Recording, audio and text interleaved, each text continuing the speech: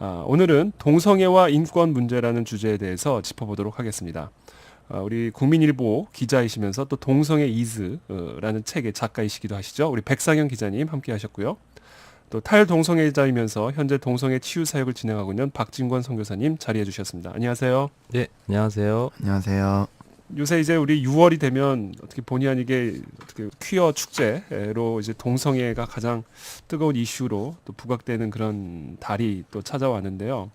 이 동성애자들의 인권 문제 어떤 게 있나요? 대한민국 헌법 및 법률로 보장하는 인권, 네, 대한민국 기독교인들이 네, 절대 폄훼하거나 혐오하지 않습니다. 이 부분에 대해서는. 네. 그분들이 갖고 있는 동성애자분들이 인간이기 때문에 당연히 누리는 보편적인 권리, 네, 그리고 동성애자 등 모든 사람에게 평등하게 주어지는 권리는 기독교인들도 모두 다 인정하는 겁니다. 그렇죠. 그렇지만 단 헌법 제37조 2항, 즉 국민의 모든 자유와 권리는 국가 안전 보장, 질서 유지 또는 공공복리를 위하여 필요한 경우에 한하여 법률로서 제한할 수 있다는 이 헌법 제37조 2항을 넘어서는 네, 부도덕한 성행위는 네. 인정할 수 없다는 겁니다. 네. 그것은 인권이 아니죠. 네, 가짜 인권이죠. 그것은. 네. 네. 그것에 대해서 우리 기독교인들이 비판을 하고 있는 겁니다. 헌법이 보장하고 있는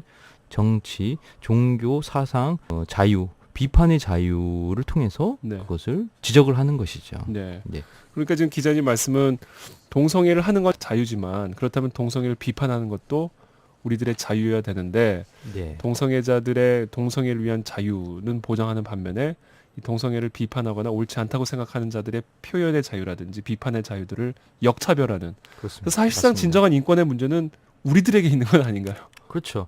인권이라는 것은 크게 네. 세 가지 조건이 맞아야 되는데요. 네. 첫 번째 생명과 관련된 부분, 네, 두 번째 평등과 관련된 부분, 네, 그다음에 세 번째는 행복 추구권과 관련된 부분이 들어가야 됩니다. 네, 대한민국 사회는 동성애를 자유롭게 할 수 있는 국가입니다. 그렇죠.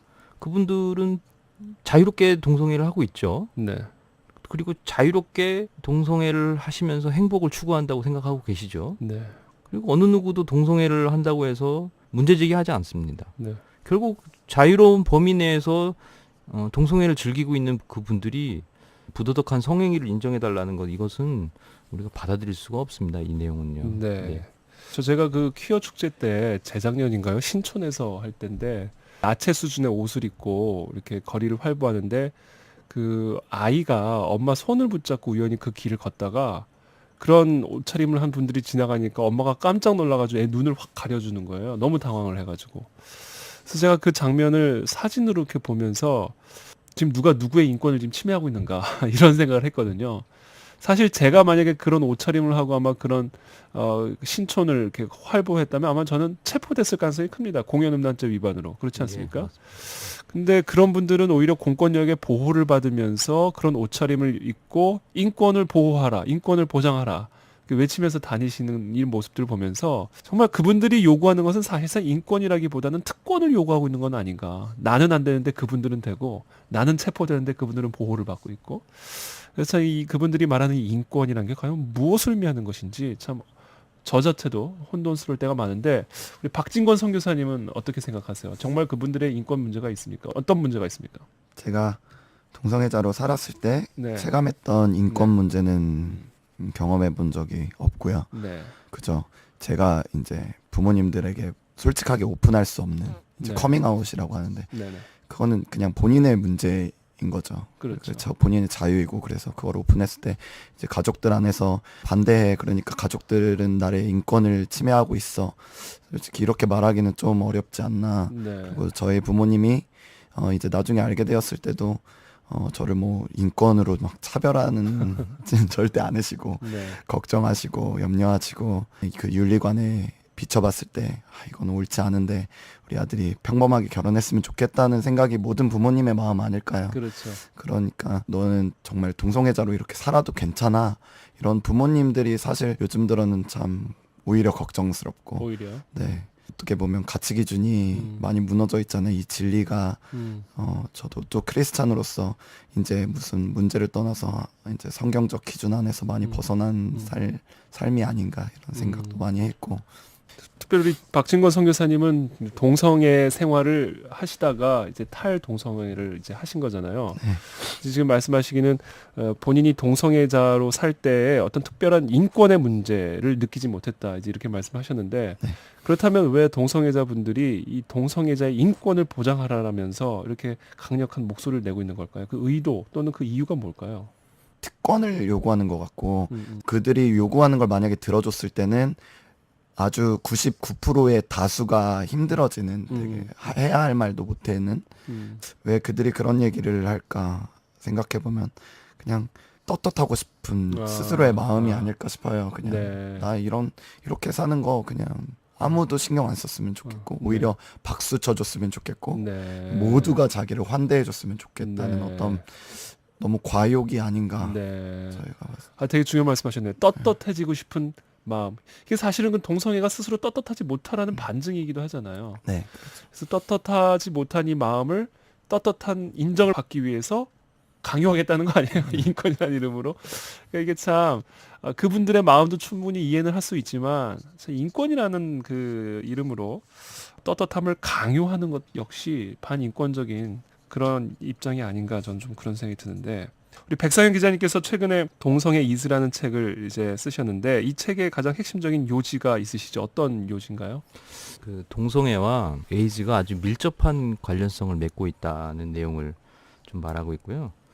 그리고 동성애자분들이 말씀하시는 그 인권, 그다음에 차별금지 이런 내용들이 사실상 건전한 교양과 사고와 윤리를 갖고 있는 분들의 그 기본적인 헌법적 권리를 침해할 수 있다는 위험 요소들이 많다는 것을 지적하기 위해서 쓴 그 책이고요. 네. 그리고 특히 이제 청소년들 그리고 동성애 행위를 하고 싶어하는 성향을 갖고 있는 분들 그리고 동성애를 실행에 옮기기 전에 있는 분들 그리고 동성애로 활동하고 있는 분들 이런 분들에게 동성애로 인한 폐해가 너무 심각하기 때문에 이것을 알려서 거기서 나오시거나 아니면 들어가지 않도록 네. 예방하는 차원에서 그리고 동성애에 대해서 잘못 알고 있는 감상적인 진보주의자분들이 많아요. 네. 그래서 동성애를 두둔하는 분들인데 그분들의 그 생각을 좀 다시 생각을 하실 수 있도록 썼습니다. 네. 정말 동성애자의 인권을 위해서라면 동성애로부터 자유케 해주도록 도와줘야 되는 게 진짜 그분들의 인권을 위한 일이 아닌가라는 생각을 했습니다. 우리 박진권 선교사님께서는 또 실제로 동성애 생활을 해보셨으니까 또 주변에 많은 또 친구분들도 계셨을 텐데 이 동성애자로 살아갔을 때 정말 행복하셨는지 그 삶의 현실, 실체 또 여러 질병의 모습들도 다 있을 텐데 그런 것들 좀 구체적으로 우리 청취자분들께 좀 설명해 주시면 좋을 것 같습니다. 저는 일단 어렸을 때 이제 친척형으로부터 이제 네. 동성애적 경험을 시작했고 이제 그러다 보니까 성 정체성이 이렇게 생기기 전에 해서 남자와의 육체적 어떤 경험을 통한 반복된 이런 습관이 되다 보니까 네. 저 같은 경우에 물론 여자를 좋아하는 마음도 한켠에 있었지만 동성애자로 자라왔거든요. 네. 근데 그게 몇 살 때 이야기시죠? 그게 초등학교 저학년 때였으니까 한 네. 1, 2학년 때 1, 2학년 경험이었어요. 때. 네. 그때부터 거의 6학년 때까지 이런 경험을 어. 했으니까 이 이성애자로서의 삶을 제가 생각해보지도 못했던 저는 습관이 이렇게 만들더라고요. 근데 네. 동성애자로 살 때 기쁨 있었을까 싶을 만큼 되게 괴로운 시간이었는데 네. 육체적 쾌락은 분명히 존재하고 그것을 추구할 만큼 성중독이라고 말할 수 있죠. 네. 그래서 성중독이 일단 일어나고 저는 이것을 그냥 중독이라고 말하는 게 가장 명확한 현상이라고 볼 수 있다고 생각해요. 네. 어떤 삶의 편안함 이런 게 아니라 그냥 뭐에 끌려가듯이 그냥 중독되어서 그 제 삶을 많이 허비하였다고 생각했고 빠져나올 수 없었어요. 네. 안간힘을 노력해도 어느 순간 그게 너무 찾아지고 계속 묶여 있는 거네요. 네, 그러니까 묶여 있고 거네. 잠깐 즐겁고 음. 계속 그 생각 때문에 다른 일을 전혀 할 수 없고 제 학창 시절에는 정말 공부가 안 되더라고요. 그냥 그렇죠. 계속 그 생각과 그러니까 초중학교 때도 그 또래 애들 가운데 동성애적인 그거를 행위를 했다라는 거예요. 네. 근데 물론 그 친구들은 지금 동성애자로 사는 친구들이 없고 네. 그러니까 어렸을 때 이게 어떤 성 정체성이나 이런 성적인 부분에 대해서 확립이 안 된 상황에서는 뭐든지 사실은 받아들일 수 있는 백지 같은 네 맞아요. 거니까. 막 그냥 따라하고 싶고 그러니까요. 근데 예. 지금 같은 사회적 분위기면 저 때는 이런 분위기가 아니었거든요. 네. 퀴어 축제나 이런 게 전혀 없었는데도 장난으로라도 그런 행위를 했는데 사실 지금은 더 심각할 것 같은데 그 즐거움은 사실 없고 많은 부분 제가 그래서 고등학교 이후에 동성애자들을 만났을 때는 네. 행복한 사람 거의 못 봤어요. 커밍아웃 해놓고 가족들 간에 막 싸움이 일어나고 자기를 못 받아들여 주니까 이제 막 아니면은 뭐 좋아하는 남자가 이제 자기를 버렸어. 네. 이런 어. 막 비관과 음. 또 아니면은 에이즈 감염 됐을 때에 음. 받아들일 수 없고 또 사회적 어떤 지위에서의 박탈이나 직장에서의 어떤 그런 것들 그리고 오픈했을 때 따돌림이나 뭐 여러 가지 이제 자신들이 감당할 수 없는 문제들이 막 발생하는 거죠. 네. 제가 그 동성애적 생활을 계속 반복했을 때에 신체에서 일어나는 현상이 많이 있겠지만 네. 뭐 엉덩이에 이런 병들이 많이 일어나요. 피부병이나 뭐 그 성적인 병들. 근데 제가 지금은 탈동성애하고 결혼 생활을 이제 한 4년 차 했는데 아들도 있잖아요. 네, 네. 아들도 있고. 근데 정말 몸이 너무 깨끗하고 이렇게 반증하고 싶은 아니면 제가 얘기하고 싶은 게 콘돔을 끼세요. 아니면 뭐 이렇게 자기를 보호하는 생활을 하세요. 매달 뭐 정기 검사를 하세요. 이 말이 옳지 않구나를 깨달았어요. 왜냐면 부부는 그러니까 부부는 누구도 뭐라 그럴까? 성병 검사 안 하잖아요. 성병 검사를 안 하는 거예요. 제가 그걸로부터 자유한 거죠, 지금. 네. 마치 그게 되게 건강한 것처럼 말하지만 성병 검사를 매일 하는 게 이게 그만큼 위험하다라는 되게, 얘기 아니에요? 너무 이상하다. 이렇게 생각이 들더라고요. 네. 네. 그 실제로 한국에 있는 현장 전문가들이 이렇게 얘기를 하고 있습니다. 에이즈 감염이 남성 동성애자에게 집중되고 있다. 네. 그리고 남성 동성애자 간 성접촉이 에이즈의 주요 전파 경로이다. 그리고 보건소에 계시는 실무자들은 이런 말씀도 합니다. 에이즈 감염자의 최소 60% 이상이 남성 동성애자, 즉 게이다. 심지어 90%가 동성애 때문이다. 즉 게이 때문에 에이즈가 확산되고 있다. 이렇게 표현을 하고 있습니다. 네. 근데 이 같은 사실이 대한민국 사회에 잘 알려지지 않고 있고 특별히 또 이제 그 동성애자분들이 갖고 있는 그 심리적 그 고통이 크기 때문에 자살로 이어지는 경우도 많이 있고요. 그다음에 우울증 뭐 이런 그 심리적 압박을 상당히 크게 좀 느끼고 있다고 합니다. 네. 근데 최근에 이제 대부도 토막 살인 사건이 있었잖아요. 네. 근데 결과적으로 그분도 이제 동성애자로 밝혀졌어요. 결과적으로 이분들이 갖고 있는 심리적인 어떤 그 불안정성이 너무 크다는 거죠. 그래서 그것들을 우리가 사회적으로 알려야 되고 여기에 대한 그 치유 방안들을 제시해야지 무턱대고 인권이라는 명목으로 그렇죠. 소수자 보호라는 명목으로 이것을 은폐시킨다면 에이즈는 더 확산될 수밖에 없고요. 네. 그다음에 이분들이 어떤 갖고 있는 심리적인 불안정성 이거는 계속 내재될 수밖에 없습니다. 네. 인원이 적다고 소수자입니까? 마약을 해도 그럼 마약 소수자입니까? 알코올 중독자도 그러면 알코올 소수자입니까? 그렇죠. 어디까지 보호를 해야 됩니까? 인원이 적다고 보호를 해야 되나요? 독특하고 부도덕한 성행위를 한다고 해서 보호를 해줘야 됩니까? 그렇지 않습니다. 건강한 대한민국을 위해서 건강한 대한민국의 국가 안정과 공공 복리를 위해서 제한할 것은 제한해야 됩니다. 네. 그것을 제한해야 된다는 것이 우리 기독교인들의 목소리고요. 이건 혐오가 아닙니다. 그렇죠. 건전한 비판입니다. 그렇죠. 대한민국 헌법이 보장하는 건전한 종교와 사상의 자유에 기반해서 비판하는 것이지 절대 그분들을 싫어해서 그분들을 경멸해서 비판하는 그렇죠. 것이 아닙니다. 그렇죠. 그것은 혐오가 아닙니다. 이것은 가짜 혐오입니다. 가짜 그렇죠. 혐오. 네. 그렇죠. 정말 너무 중요한 말씀을 해주셨어요. 우리 그 선교사님 주변에서 이렇게 동성애를 하시다가 그 탈동성애한 분들, 우리 선교사님 같은 그런 분들이 주변에 많으세요? 제가 많이는 보지 못했는데 네. 몇 봤고 이제 저같이 완전 이제 결혼하고 뭐 정말 탈동성애 한 사람들은 거의 제가 보지 못했고 네. 제가 그것을 빠져나오려고 할 때도 사실 어디 가서 어떻게 해야 되지? 참 이게 교회 안에서도 아직은 많이 정착되지 않은 거기 때문에 오히려 그 부분에 많은 정말 교회와 국민 여러분들의 어떤 도움이 필요하지 않을까. 그 사람들 정말 벗어나려는 이렇게 서포트해주는 것들이 저는 그게 많이 생겼으면 좋겠어요. 네, 기자님은 어떻게 생각하세요? 이 탈동성애를 돕기 위해서 네. 우리가 어떤 도움을 줘야 되고 어떻게 해야 되나요? 뭐 몇 가지가 있는데요. 네. 첫 번째 이제 제도적인 문제부터 말씀을 좀 드리겠습니다. 네. 잘못 알려진 걸 바로 잡아야겠죠. 네. 국가인권위원회법, 학생인권조례, 시민인권조례 등에서 차별금지 사유에 성적 지향이 포함되어 있어요. 성적 지향이 뭐냐면 동성애를 인정해야 된다는 거죠. 동성애로 인해서 차별해서는 안 된다는 그런 얘기죠. 이것을 삭제시켜야 됩니다. 그리고 중고등학교 교과서에 동성애자와 그 동성애 인권과 관련돼서 서술이 되게 편향적으로 되어 있어요. 이걸 반드시 바로잡아야 되고 에이즈와 동성애 간의 상관성을 명시를 해야 된다고 봅니다. 그리고 남성 동성애자와 에이즈의 밀접한 상관성을 질병관리본부가 제대로 알리지 않고 있습니다. 네. 이걸 바로잡도록 해야 되고요. 남성 동성애자의 중독을 치유하고 회복하기 위한 전문 상담기관도 필요하고요. 그 게이분들에 대해서 에이즈 검사를 의무화하고 이분들이 모여서 난잡한 성행위를 하는 그 찐빵이라는 공간이 있습니다. 여기에 대해서 대대적으로 단속도 해야 되고요.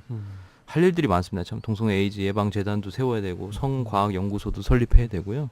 이런 국민적인 그런 계몽 활동을 펼칠 때입니다. 네. 상당히 위기 상황이고요. 네. 에이즈 환자가 지금 1만 명이라고 하는데 사실상 뭐 의료계에서는 한 4만 명 정도, 4배 정도 된다고 합니다. 에이즈 잠복기가 10년입니다. 그렇기 네. 때문에 자기가 에이즈에 감염된지도 모르고선 상대방에게 에이즈를 감염시키는 현상들이 발생하고 있고요. 하루에 3명 이상씩. 그게 사실 나오고 기하급수적으로 늘어갈 수가 있는 거예요. 네, 사실은. 그렇죠. 특별히 청소년들에게 이제 특별히 청소년. 발생하고 있고요. 그렇기 때문에 우리가 서울광장에 나서서 외치는 이유는 간단합니다.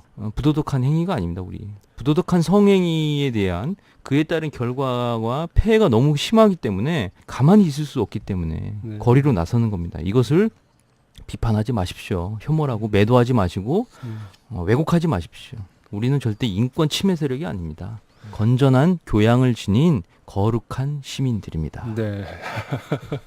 김양재 목사님 한번 제가 뵌 적이 있는데 목사님 그 얘기를 해주시더라고요. 동성애자들을 위한 최고의 헌신은, 그러니까 동성애자들을 위한 최고의 헌신은 그들이 동성애로부터 자유케 하도록 도와주는 일이다. 이것이 동성애자들의 인권을 위한 최고의 헌신이다. 해서 이런 말씀을 주셨는데, 탈동성애를 도와주려면 뭐 때문에 동성애자가 되는지를 또 우리가 좀 알 필요가 있잖아요. 우리 어렸을 때 그런 어린 나이에 동성애자가 됐다라는 게 사실 되게 충격적이거든요.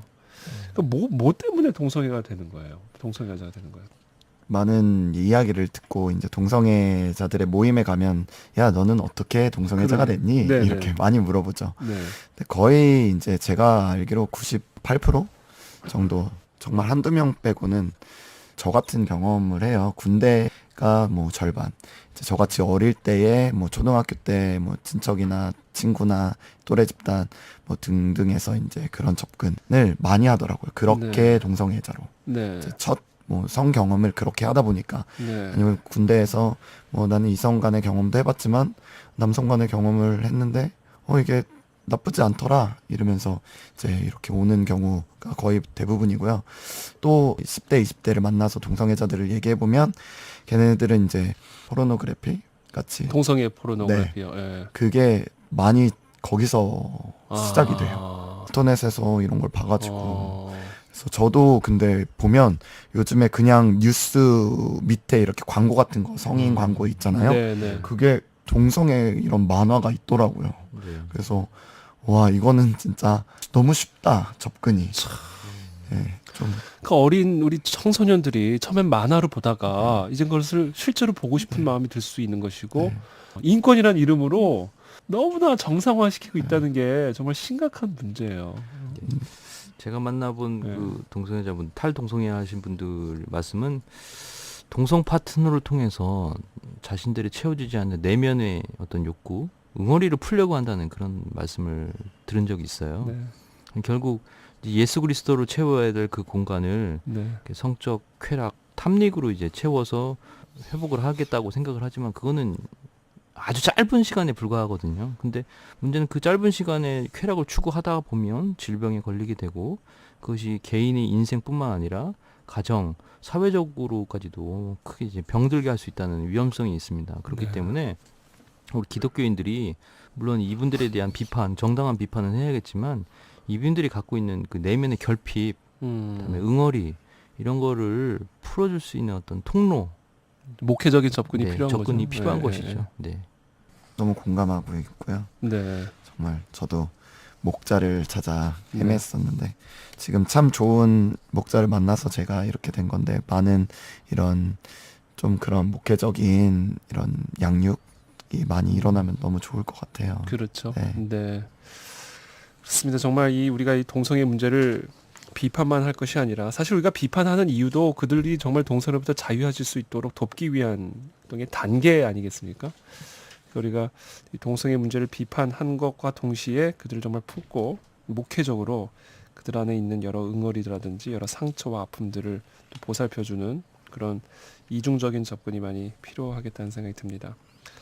선교사님께서 그 젊은 세대들이 이제 동성애 포르노물을 통해서 네. 동성애자가 많이 되고 있다 이제 이런 이야기들을 하셨는데 우리 젊은 세대들은요 지금 이미 이 동성애가 인권의 문제로 자리를 잡았고 또 문화의 문제, 사랑으로 많은 부분들을 생각을 하고 있기 때문에 이 동성애에 대한 반감이 거의 뭐 다는 아니겠지만 많이 약화된 게 사실이잖아요. 네.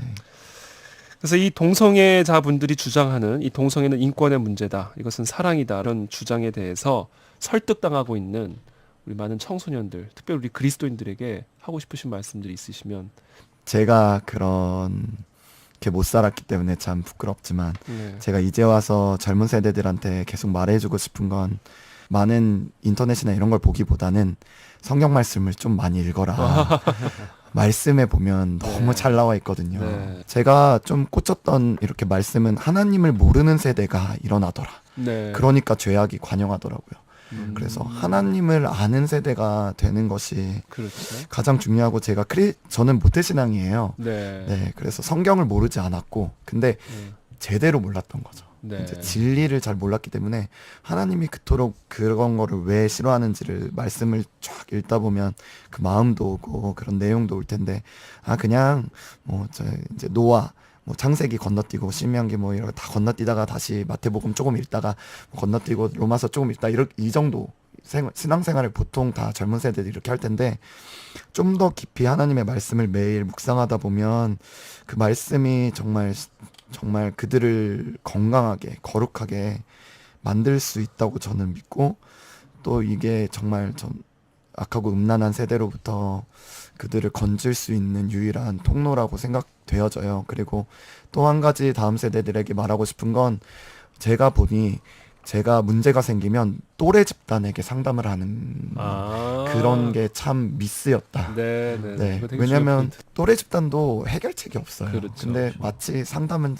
젊은 세대일수록 친구들하고 얘기를 하지 부모님들하고 얘기하지 않더라고요. 그렇죠. 근데 정말 부탁드리는 거는 부모님들이 정말 너희들을 사랑한다 이렇게 말해주고 싶고 정말 부모님들이 오히려 또래 집단보다 분별력이 있고 삶을 오래 사셨으니까 자기들의 고민이 있으면 어머니 아버지에게 가서 혹은 교회 선생님이나 뭐 학교 선생님이나 가서 의논 드리고 좀 이런 게 다음 세대에게 너무 필요한 것 같아요. 네. 그런 두 가지가 만약에 된다면 많이 그곳에서 벗어날 수 있지 않을까. 정말 좀 확실히 경험자에서 나오는 조언이라 정말 강력하네요. 맞아요. 하나님의 말씀 그리고 친구 또래들로부터 조언을 받는 것보다는 부모님, 우리를 가장 사랑하시는 네. 부모님으로부터 속 터놓고 이런 문제들을 나눌 때 잘못된 그런 어떤 동성애에 대한 생각이라든지 그런 유혹으로부터 이겨낼 수 있다 이런 말씀을 주셨어요. 우리 기자님은 어떻게 생각하세요? 동성애자의 성적 취향은 유전이 아닙니다. 네, 학습에 의한 것입니다. 네, 그렇기 때문에 선천적인 인권에 해당되지 않습니다. 네, 남남 간, 여여 간 부도덕한 성행위는요. 대한민국 사회가 인정하지 않습니다.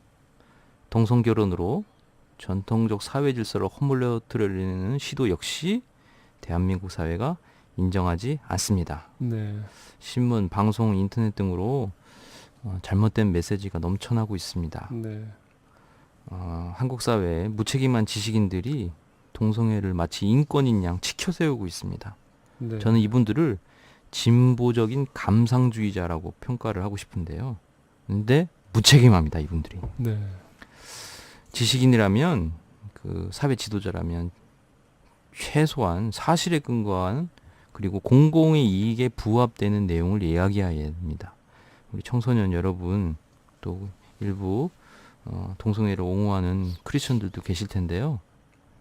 동성애가 갖고 있는 아주 무서운 문제점들, 에이즈 등 각종 질병, 그다음에 성중독, 그리고 동성애자들이 말하는 인권은 자아 파괴의 권리를 달라는 것입니다. 이런 문제점들이 엄청나게 많이 있습니다. 보건적인 문제점들, 윤리적 문제들, 도덕적 문제점들, 상당히 많은 문제들을 내포하고 있는데 인권으로 옹호하고 받아들이기보다는 꼼꼼하게 따져서 자신의 미래와 또 가정의 미래, 또 사회의 미래를 위해서 이 문제점들을 분명하게 이해를 했으면 좋겠습니다. 네. 우리 마지막으로 이제 토요일이죠. 이번 주 토요일에 이제 퀴어 축제가 이제 서울시청 광장에서 펼쳐지는데 어떻게 우리가 바라봐야 되고 또 어떻게 우리가 기도를 해야 될지, 그래서 우리 사회가 어떻게 하면 이 동성애의 그림자로부터 벗어나서 좀 우리 기자님 말씀하신 것처럼 거룩하고 또 아름다운 그런 사회와 대한민국을 만들어갈 수 있을지 마지막으로 한마디씩 좀 짧게 말씀해 주면 좋겠는데 우리 퀴어 축제가 일어나고 있는 것 자체가 정말 안타깝고, 첫째는 이 마음, 제가 안타깝다고 했는데 그 마음이 청취자들 분들 모두에게 있었으면 좋겠어요. 그래서 이것을 바라볼 때 그냥 남의 일이 아니라 어느 순간 이게 우리 일이 될 수 있거든요. 제가 상담해 보면 부모님들이 우리 집에 어떻게 이런 일이, 저희 어머니가 어떻게 너는 정말 잘 지냈거든, 제가 잘 좋은 아들이었어요. 네. 근데 어떻게 넌 뒤통수를 때릴 수 있니, 이렇게 그러니까. 말씀하셨는데 이것을 듣는 모든 분들이 남의 일이라고 받아들이지 마시고 네. 우리 집안일이면 이게 어떨까, 이렇게 먼저 접근해 주셨으면 좋겠고, 네. 그 마음으로 정말 이스라엘의 하나님, 이스라엘 건져주십시오. 그랬을 때 하나님이 우리가 울부짖을 때 하늘에서 감동하셔서 그렇죠. 이 땅을 고쳐주시기로 약속하시잖아요. 네. 그래서 우리가 먼저는 울부짖었으면 좋겠어요. 하나님 앞에 마음을 다해서 하나님 이 땅이 고쳐달라고, 이건 정말 땅에 죄악이 관영한 거기 때문에 그날은 특별히 서울시청을 붙잡고 그들을 붙잡고 우리 청취자분들 모두가 간곡히 하나님 앞에 간구해서 이 땅을 신원하면서 정말 고쳐달라고 하나님 네. 이 땅을 이렇게 간구했으면 좋겠습니다. 네. 아멘. 네, 우리 기자님은 크리스천 중에 내 아이만 아니면 괜찮다는 분들이 계십니다. 그리고 서울시청 앞에 가서 왜 그렇게 소리를 치냐, 네. 욕을 얻어먹으면서까지 그럴 필요가 있느냐, 이렇게 얘기하시는 분들이 있습니다. 큰 착각입니다. 지금은 외쳐야 될 때입니다. 우리 다음 세대를 위해서, 우리 아이를 지키기 위해서, 우리 한국교회를 지키기 위해서 지금은 광장에 나서셔서 네. 외치실 때입니다. 네. 소리칠 때입니다. 네. 기도하실 때입니다. 그리고 네. 인터넷 댓글로 동성애의 문제점을 지적하실 때입니다. 언론사회에 전화를 하셔야 되고요. 정부 공공기관에 항의 전화를 하셔야 될 때입니다. 지금 그렇게 침묵하신다고 해서 동성애가 그렇게 막아지는 게 아닙니다. 고상한 인권, 차별, 혐오 이런 용어들을 앞세우고 있는데요. 우리는 절대 혐오 세력이 아닙니다. 반인권 세력이 아닙니다. 하나님의 거룩한 사람들로서 이 대한민국, 한국교회, 우리 가정, 사회를 지키기 위해서 이제는 일어나실 때입니다. 그게 바로 6월 11일 오후 2시입니다. 시청으로 나오십시오.